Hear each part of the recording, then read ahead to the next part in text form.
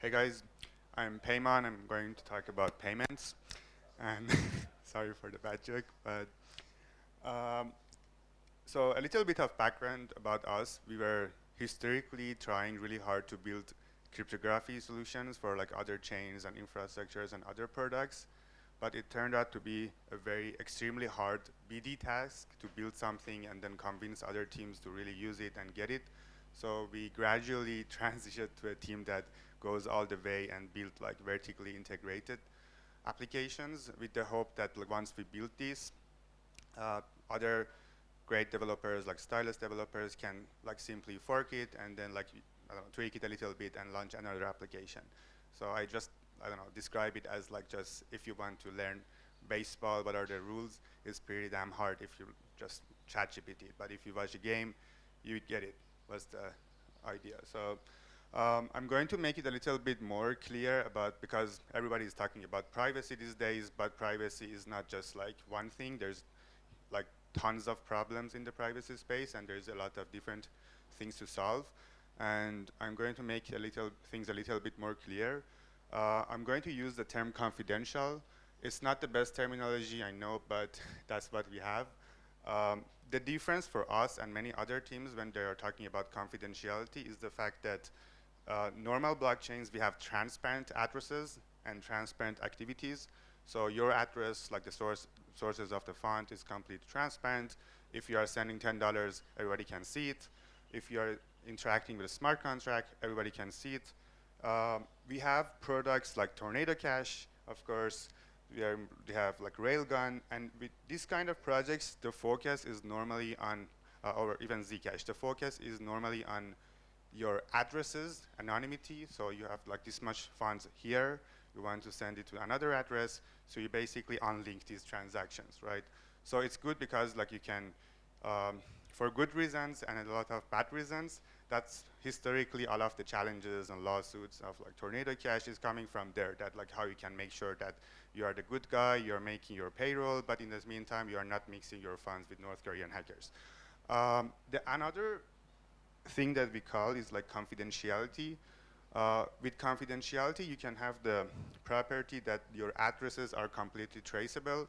So you can see that this much money came from this address to the other address, but you don't know how much money, right? You know, like this guy is interacting with a smart contract. You know who he is, like when you know like what's the address, but you don't know what they're doing with the smart contract, right? I describe it as pretty much what we have in real world, in the sense that when you go to a bank, they know who you are. You're not like, I don't know, wearing a ski mask or anything, but your account is kind of confidential unless like they audit you or whatever. Um, they like your friends or your family, and like most of the time governments don't know what's happening in your account. If you are getting a payroll from your employer, your coworkers are not taking a look at your salary, right? So if we combine confidentiality and anonymity, I just call it fully private, just to make it like clear. So whatever I'm going to talk today is like on the confidentiality side. It's not about protecting relationships, who you are talking to, who you are like, I don't know, getting funds. It's more about like you're interacting with the smart contract, you're sending some funds, and if you don't have confidentiality, in many cases you are going to get exploited. It's a kind of a privacy that you will lose money if you don't have it. Just to make it a little bit more interesting for you guys, I have like some kind of real world examples that like why people care about confidentiality. So there is like Houdini Finance, a centralized privacy project or a confidentiality project. They are making like $30 million in annual There was a revenue, lot of which in complexity, and crypto people makes were them like top constantly 100 asking, project in like, revenue. Um, in the US, almost 50% of daily equity trades are happening in centralized dark pools like Citadel and Robinhood, for the very same reason that nobody wants to show like what they are like trading, like, or nobody wants to get a secret call that like this guy is buying a lot of stocks. Let's front run them, and that's like a real thing. So like having privacy is not like equal to like hiding something in like, or it's not like an ideological thing. In many cases, big trading firms have privacy just to save money, just to save their strategies. And even in Kraken, there's like iceberg orders for a reason, because if you put your orders in a completely public order book, everyone can see it, or like this is a huge order, like let's do something about it. And even on Hyperliquid, you can see that like some of the traders like try to manually mask like what they're doing, like with some kind of like noises and some kind of like hacky ways of privacy. For the same reason, there is like this kind of dominoes of liquidations, and you've seen it in the last month a lot. On CoSwap, like we have like auctions, right, for the solvers, and this is like another kind of privacy that solvers are competing with each other, and there's a centralized server that the bids that they are submitting are not encrypted, but it's in the hands of the auctioneer. So it's like another kind of privacy in the sense of seal bid auctions, and it's game theoretically like better for the people who are getting the service. So it's worse for the solvers, but better for end users. And I already talked about bank accounts and payroll. Even in Venmo, you have the option to check to not hide the transfer to your friends. If you're paying like, I don't know, your friend's pizza share, you can hide it. And it's not something that necessarily makes you North Korean hackers.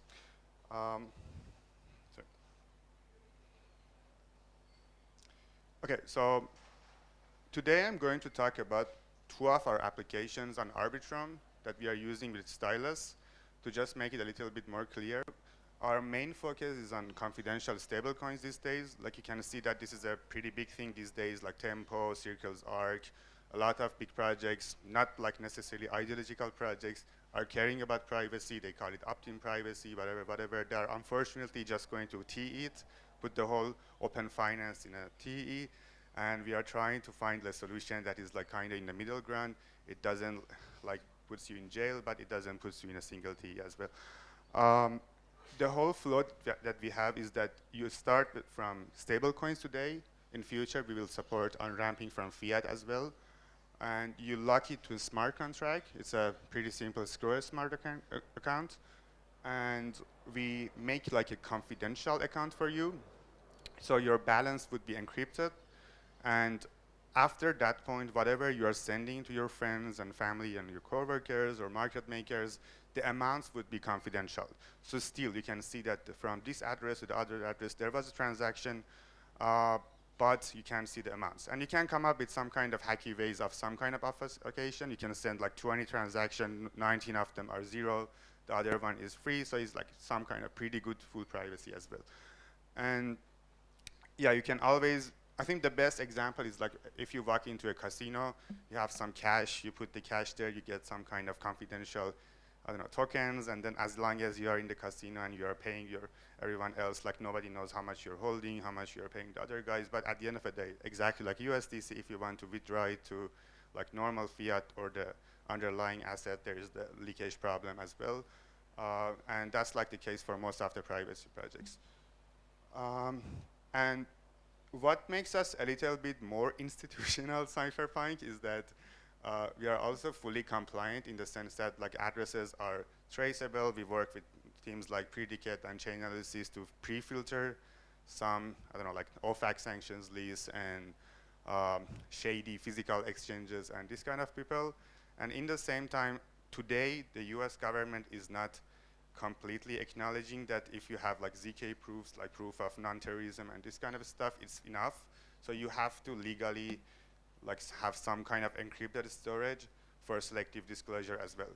So we work on, there is like one way, if you are familiar, that Solana is doing, is like confidential tokens, and their way is a little bit too risky in the sense that there is like one key that if the key gets hacked or like someone just shares it with the government proactively, the whole network will be decrypted. So in our case, we encrypt them, we put them on-chain, and we use identity-based encryption. And if there is like a transparent audit record on-chain, you can see that who is asking for the decryption. And then like we have an MPC committee that sends their private key shares, and you can only decrypt like one transaction of a user specifically, not the whole network, right? The idea comes from like normal banks that they are not proactively sharing it with the governments. It only happens if there is a request from the like government, and they'll have like a meeting maybe to share it or not. There is no like backdoor attack for banks, like or like Google. They store your a lot of your private information in encrypted form, but if the NSA or like, I don't know, CIA ask them, they have meetings, they have transparency reports. At the end of the day, they say like, I don't know, I breached the privacy of our users like 200 times this year. So there's like some kind of transparency, and what we are trying to do is like find a middle ground between being compliant, transparent, and also having something that kind of makes sense for serious use cases on chain as well. That's all. Yeah, and we are trying to make it a little bit like easy to use. So if you are familiar with things like Pay or Railgun, it's not really that easy to have privacy. It takes like 3 minutes. You have, in some cases, you need to run your own layer, and which is great. And the fact that we kind of could make it easier is not like we are magicians. It's that we have like some kind of sacrifice of not making it like full anonymity with ZK, like full ZK solutions. And in our approach, since we are encrypting it and have like much more lightweight ZK proofs, it only takes like 1 second to generate the proof and encrypt it on your front end. So it's basically the same as like HTTPS in new internet. So, and users like hopefully don't need to go to another web page or another wallet or install this layer and that layer and like send breach their funds to another chain to have privacy. So in this case, like we tried really hard to work with MetaMask, but they have other stuff in their roadmap.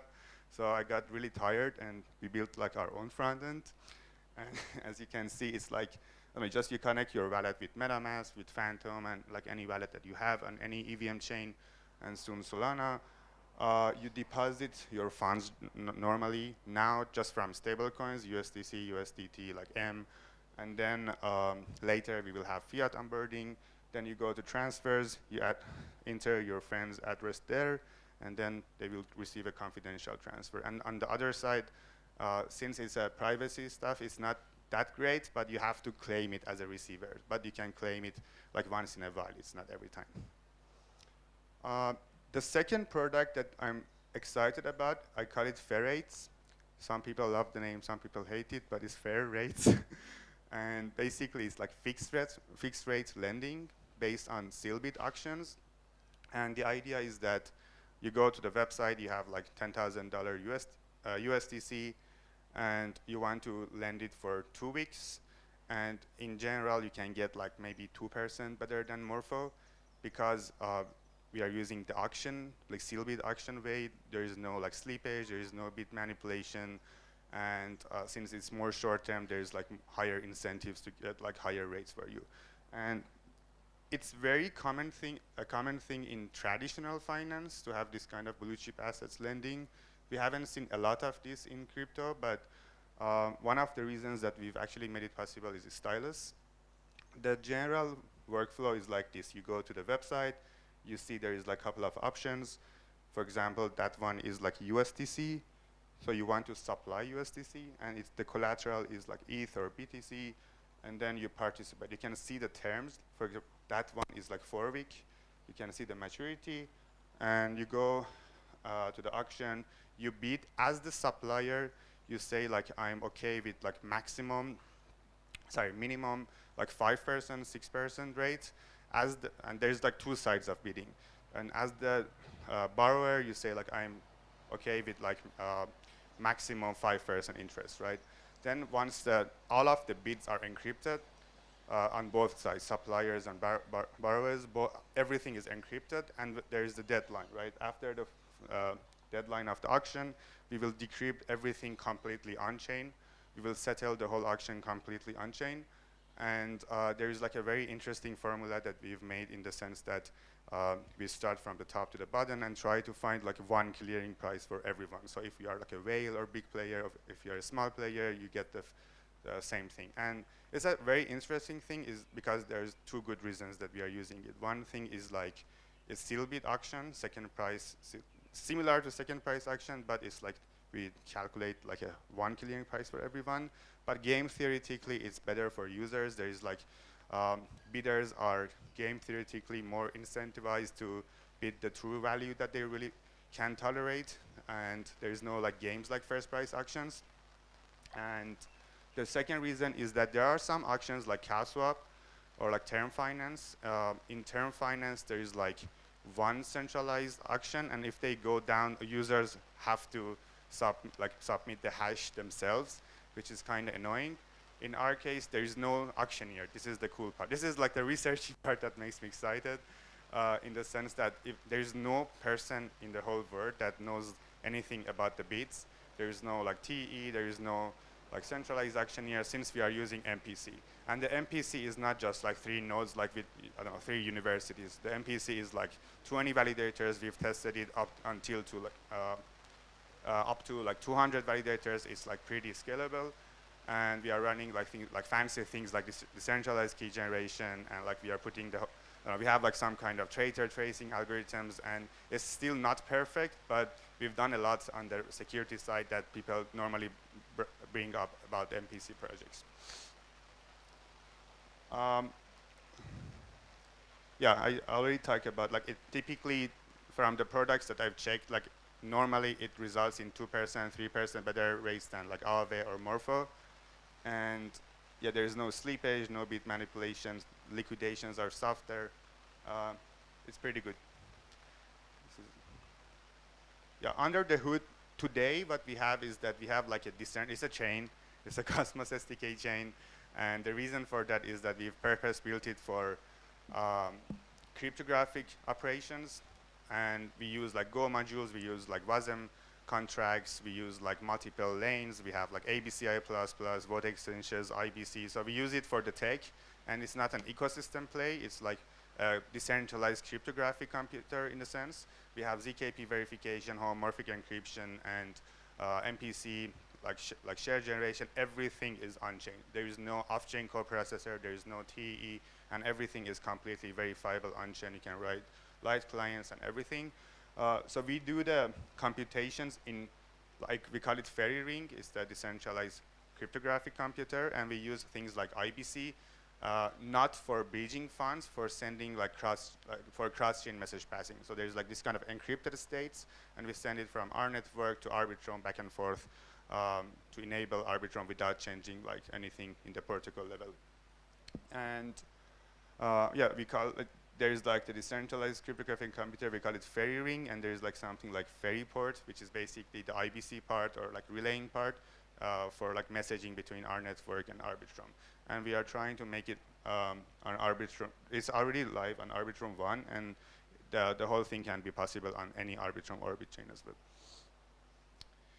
Okay, this is the exciting part, and why Stylus?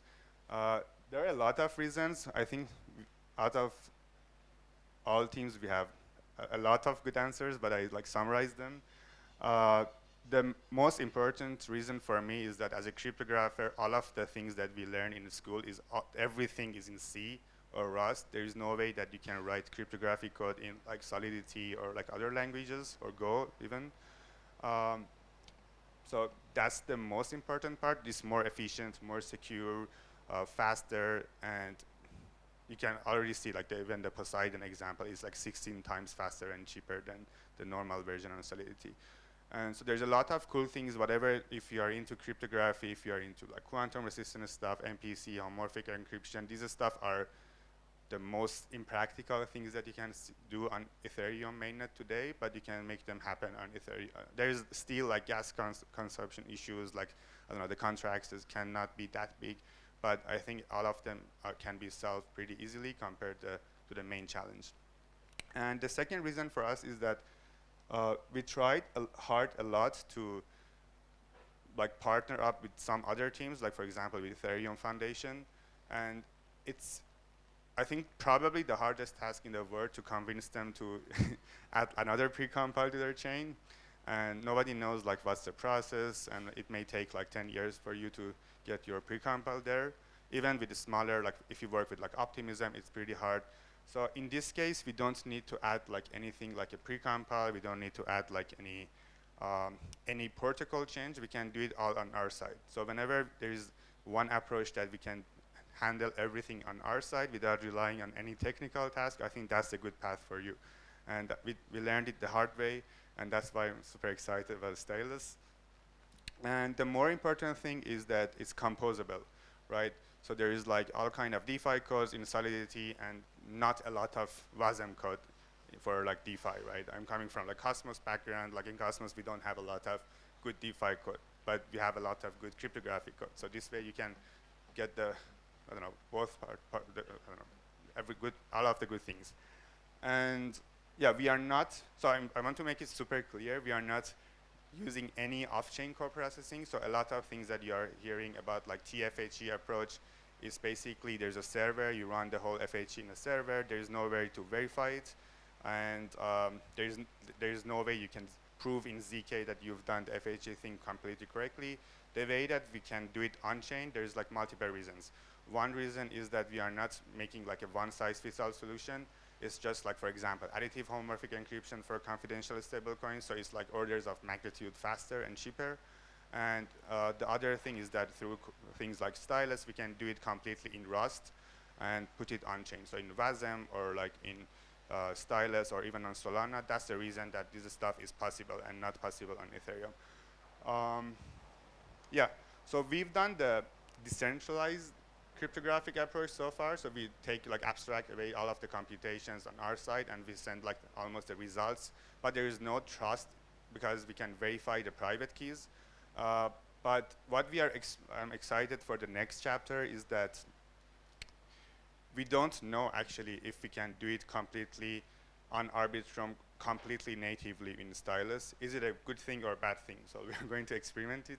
There's trade-offs because we've purpose-built the whole chain for our cryptographic operations, and that part is optimized. But the part that is not optimized is like the cross-chain message passing. So if we can bring the whole thing on Arbitrum, that part is fixed.